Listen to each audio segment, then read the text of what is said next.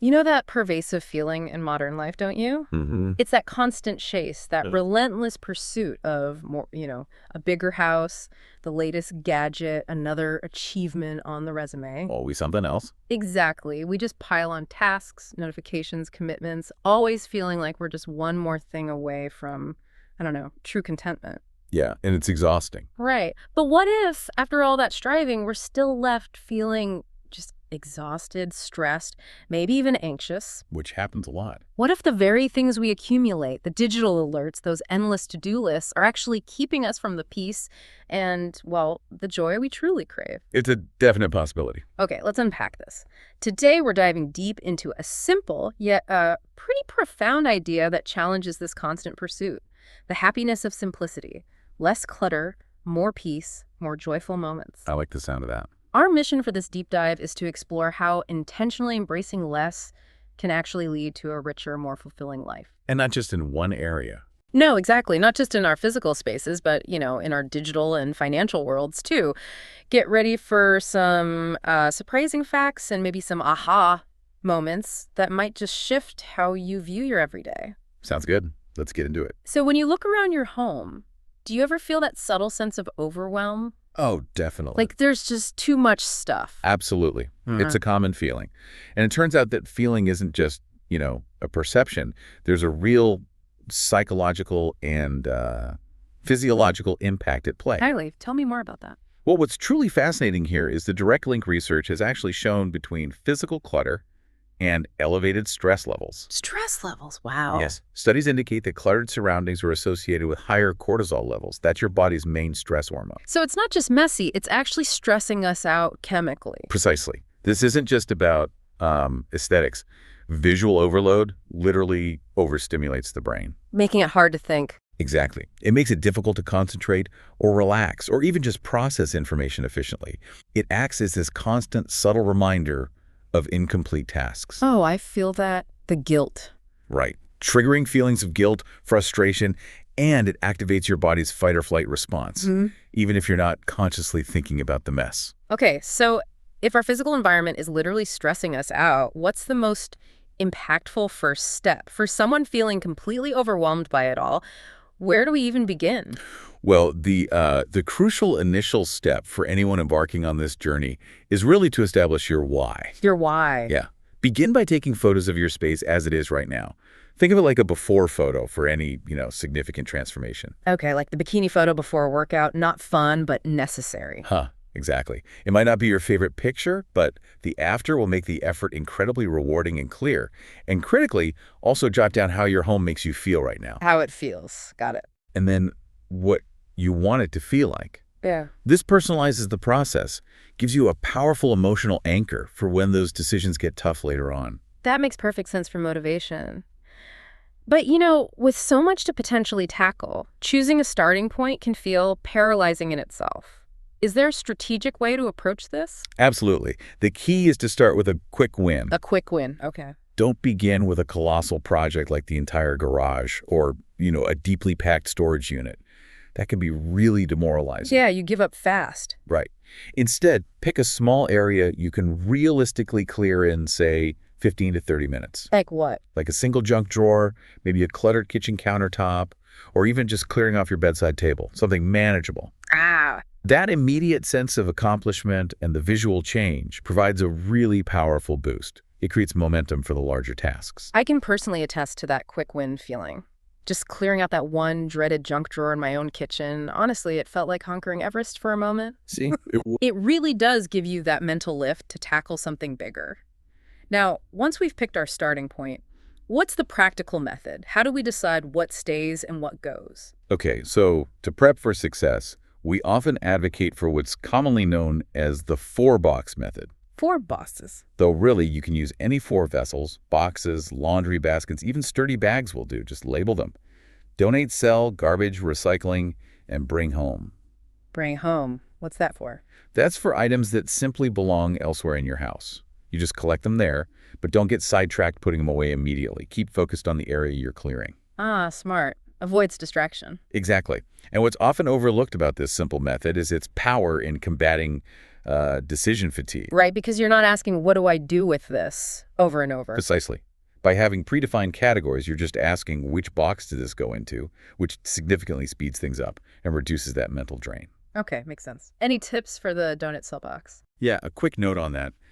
If you're selling, price items low, think maybe 20% of the original value to move them quickly. Get them out the door. Right. And genuinely consider if selling anything under, say, $30 is actually worth the time and effort involved. Good point.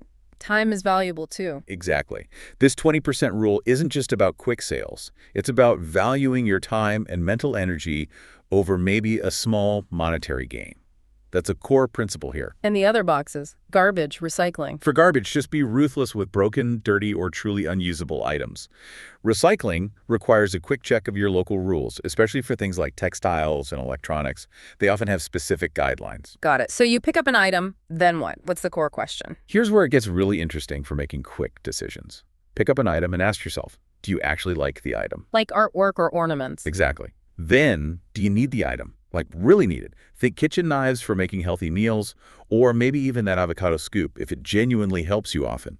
Some unitaskers can make sense. Okay, like need, use. Yes. Third, do you use the item regularly? Think about clothes you never wear or having multiples of the same thing you only need one of. Right. And the ultimate test. If it's not a whole body HECK yes, then it's probably a no. A whole body HECK, yes. I like that. Very decisive. It cuts through a lot of the maybe someday thinking. Okay, that covers practical items well, but I imagine a common struggle is with those things that carry deep sentimental or emotional weight. What about those? Ah, yes. The tough stuff. This is where a really profound concept called Swedish death cleaning comes in handy. Swedish death cleaning sounds a bit morbid. It sounds more morbid than it is. It's actually about proactively clearing out your belongings so you don't burden your loved ones after you're gone. It's quite considerate, really. Okay, how does it work? The core questions it encourages you to ask are, does anyone actually want this when I die? Good question. Do I want to burden anyone with making these decisions after I'm gone? And maybe most importantly for you right now, do I want to live with this clutter for the rest of my life? Wow, that puts things in perspective. It helps you view your possessions through a lens of future responsibility and also your own present well-being. But a word of caution. Yes. Don't get caught in the trap of keeping things just for other people unless you've actually confirmed they truly want them and you're comfortable living with those items until then. Right, don't make assumptions. The goal is to live your life unburdened by things you don't need or want, even if they were gifts or belong to someone else. That concept is incredibly powerful. But still, for some items, the emotional weight heirlooms, gift, it can feel almost insurmountable. What if you still can't decide? For those truly difficult items, there's the penalty box tactic. Penalty box. Like in hockey. Sort of. You store the undecided items in a designated box for a specific period, maybe 1 month, 3 months, maybe 6 months. You decide the time frame. Okay. The rule is if you don't actually go into that box to retrieve the item for its intended use within that time frame, you can probably confidently let it go. Time reveals its true value. Exactly. And for the truly bold, you can even tape up the box if it remains unopened at the end of the period. You just blindly donate it. No second guessing. Ooh, that's brave. But I can see how it removes the emotional decision from the moment. Precisely. It allows time and inaction to reveal its true necessity or just the sentimental hold it has. The clarity this whole process brings sounds incredibly liberating. What are some of the broader benefits? Beyond just, a tidy home. Oh, the benefits truly go deep. Beyond mere tidiness, you gain significant mental clarity. Less mental noise. Absolutely. A clear space fosters peace and order, allowing your mind to focus better. This active process also encourages what you might call expanded consciousness. How so? By mindfully deciding what to keep, you become more present and genuinely appreciative of your possessions. You transform consumption into conscious choice. I like that. It also leads to increased accountability. It helps you prioritize, manage your time more effectively because you're freeing yourself from the mental burden of all those unaddressed tasks the clutter represents. Makes sense. And perhaps most profoundly, there's a significant boost in emotional well-being. People consistently report feeling more joy, more tranquility, and a greater sense of autonomy. Freedom, maybe. Yes, freedom from the pressures of excessive consumption and that constant low-level stress that cluttered surroundings create. It's really about reclaiming not just your space, but your peace of mind. It's so clear how physical clutter impacts our peace, but as we free up our physical space, it becomes even more apparent how much mental space is consumed by something far less tangible, Yeah. maybe equally pervasive, our digital lives. How does less translate to the digital realm? Well, digital minimalism is a rapidly growing movement for a critical reason. We're facing what some experts call an epidemic of problematic interactive media use, or PIMU. PIMU sounds serious. It can be. It's much more than just, spending too much time looking at screens. It's a compulsive engagement with digital platforms that genuinely interferes with daily responsibilities, relationships, and overall mental well-being. So it actually impacts real life. Definitely. Often leading to a neglect of real-world activities. This constant digital engagement is directly linked to increased anxiety, depression, feelings of loneliness, and significant sleep disturbances. You mean the endless scrolling, the social media comparisons? Exactly that. The obsessive comparisons, the fear of missing out, that FOMO that keeps us constantly tethered. Just think, Canadian government statistics recently revealed that Canadians spend an average of over 10 hours a day in front of screens. 10 hours? That's staggering. More than a workday. It's a massive amount of mental bandwidth being consumed, often without us even realizing the cumulative effect. Wow. Okay, but the good news is that reducing screen time doesn't mean we have to reject technology entirely, right? Not at all. It's about reclaiming our attention and intention. And people find benefits. Absolutely. Many who embrace digital minimalism report a dramatic improvement in their focus, a really significant reduction in stress, and much better sleep. That sounds amazing. They often say they feel more present, less anxious, and more deeply connected in their actual real-life interactions. Okay, so what are the practical steps? How do you become a digital minimalist? Well, the first and arguably most important step is to create a philosophy of technology use. A philosophy, like a personal mission statement for tech. Kind of.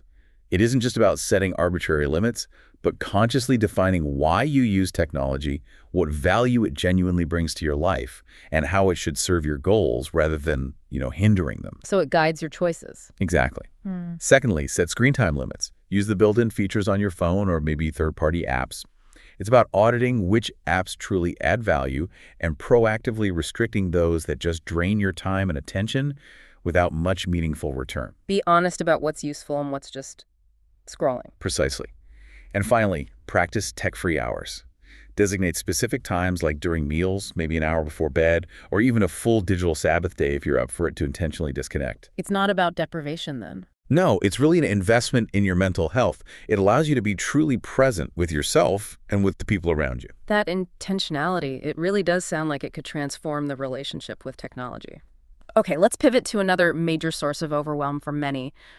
Our finances. Money, yes. It's not often directly linked to clutter in the same way, but how can simplicity bring peace here? Financial minimalism is precisely about that same core idea, intentionality, and cultivating contentment with enough. Enough. That's a powerful word. It is. It's about recalibrating your relationship with money, aligning your spending with your deepest values, rather than just chasing endless consumption or, societal expectations. And the benefits, are they similar? They are profound, yes. You experience significantly reduced financial stress because you worry less about spending outpacing earnings. That anxiety of debt lessens. That alone sounds worth it. Definitely. It also naturally leads to enhanced savings and investments, freeing up money for emergency funds, experiences you value, or maybe even achieving financial independence sooner. More freedom again. Yes. You gain an improved focus on what truly matters, because your spending actively reflects your values instead of being wasted on fleeting desires or impulse buys. And there's an environmental aspect too. Absolutely. Importantly, it promotes a greener and more sustainable lifestyle because, simply put, consuming less naturally reduces your environmental footprint. It's a shift from a scarcity mindset to one of abundance through conscious choice. That's a powerful reframing. It sounds less about deprivation and much more about liberation. So for someone who wants to embrace financial minimalism, what are the most impactful strategies they can start implementing, maybe today? Okay, first step, create a minimalist budget. This isn't just about tracking numbers. It's about understanding your income and expenses through the lens of your values. So know where the money goes and why. Exactly. And prioritize paying yourself first. Allocate funds to savings and investments before anything else. Treat savings like a non-negotiable bill. Pay yourself first. Got it. Then, critically, Cut out unnecessary expenses. Really audit those subscriptions you rarely use, the gym memberships you've forgotten about, maybe frequent dining out if it doesn't align with your goals. Ask the hard questions. Yes. Ask yourself, does this expense align with my core values? Is there a more cost-effective way to meet this need? Remember, it isn't about being cheap. It's about being conscious. Okay, what else? Another crucial step is to actively stop worrying about keeping up with the Joneses. Ah, the comparison trap. Exactly. That fear of missing out, FOMO, often drives spending that doesn't genuinely serve us or bring lasting happiness.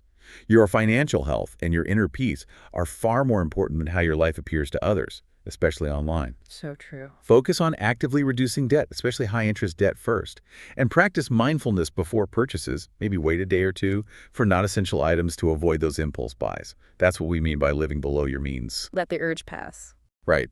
And just as you declutter your home, consider how donating or selling unused items can actually generate funds for savings or investments. Turning physical clutter into financial freedom. You got it. Even small actions, like investing small amounts regularly or using apps that round up purchases into a savings account, can compound significantly over time. Yeah. It's all about creating systems that align with your values. It seems like there's a common thread here across physical, digital, financial. Absolutely. If we connect this across all these domains, it really is all about slowing down and being truly present. Mindfulness. Yes, it's about not rushing to get things over with, but engaging with each moment, each task, with your full attention. There's a wonderful quote from Zen master Thich Nhat Hanh about this. Oh! He said, "Whatever the tasks, do them slowly with ease, in mindfulness. So not do any tasks with the goal of getting them over with.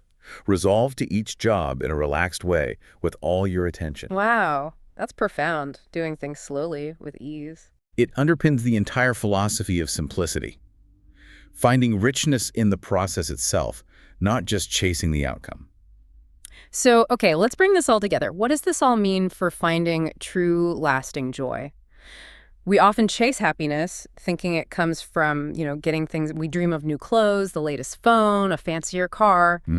But we know that initial thrill, it just fades so quickly. Indeed it does. That fading thrill is a well-documented phenomenon known as hedonic adaptation. Hedonic adaptation. Yeah, we quickly return to our baseline level of happiness no matter what we acquire, always needing the next hit, the next purchase. So where does the real joy come from? Well, the deeper, more lasting joy, as so many philosophers and thinkers across history have emphasized, it really comes from within. An inner state. Exactly. It's an inner state, maybe a spiritual richness that isn't dependent on external circumstances or acquiring more things. This is what's often meant when people talk about peace being a more stable and fulfilling state than fleeting happiness. Peace over happiness. In a way. A tranquility that can almost border on indifference to external ups and downs. It's the freedom from being constantly tossed about by every new desire or external event. You really do see this echoed throughout history, don't you? Oh, absolutely. You think of the ancient Greek philosopher Diogenes, who famously lived in, an old wine barrel, embracing radical simplicity. Right. Or Socrates, who apparently loved visiting the marketplace to go and see all the things I am happy without. Huh. I love that. And then there's, figures like Jesus and Gautama Buddha continually warning against the deceitfulness of riches. St. Francis, too, who spoke of the gift of sublime poverty, guiding his followers to abandon possessions. Even the American Quakers valued plainness over material wealth. Why? They believed it was a distraction from developing a deeper connection to purpose, to spirit. And of course, Henry David Thoreau, famously living in his cabin at Walden Pond. Finding richness in free time. Exactly. Free time to commune with nature, to read, to write. He famously stated, "A man is rich in proportion to the number of things which he can afford to let alone." Wow. Afford to let alone. That reframes richness entirely. It does. These masters of simplicity, they redefined what true luxury means. For them, luxury wasn't about extravagant possessions or endless accumulation at all. What was it then? It was about having the time, the energy, the mental space for what genuinely mattered to them. Like what?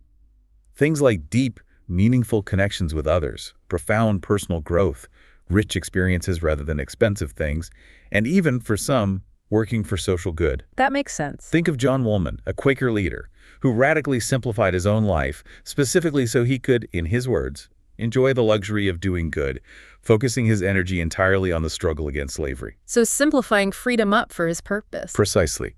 Their lives offer compelling evidence that true fulfillment really springs from a deliberate focus on values and purpose, not just material acquisition. And when you really stop and think about it, your own most joyful moments, they likely come from things that cost very little or maybe nothing at all. So true.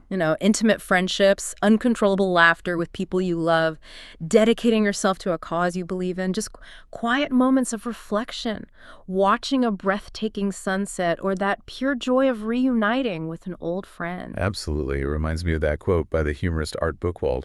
What was that? He said simply, "The best things in life aren't things." Perfect. It really is about intentionally enlarging those areas of free and simple living on the map of your own life. So our deep dive today, it really reveals a powerful truth, I think. Yeah. Less clutter, whether it's physical, digital, or financial, truly does seem to lead to more peace and ultimately more joyful moments. It's all about that intentional living, cutting out the distractions, and really focusing on what genuinely serves you and aligns with your deepest values. Which leads to an important question for you, the listener. If true richness really comes from the number of things we can genuinely afford to let go of, to let alone, what luxuries are you perhaps overlooking in your own life right now? The ones that don't cost a dime? That's a great question to ponder. Yeah. Consider this as we wrap up. What's just one small area you can simplify this week? Just one thing to create a little more space for what truly brings you peace and joy. It doesn't have to be huge. No, exactly. It might be decluttering just a single drawer, or maybe designating one tech-free hour during meals this week, or simply taking 5 minutes to audit your streaming subscriptions.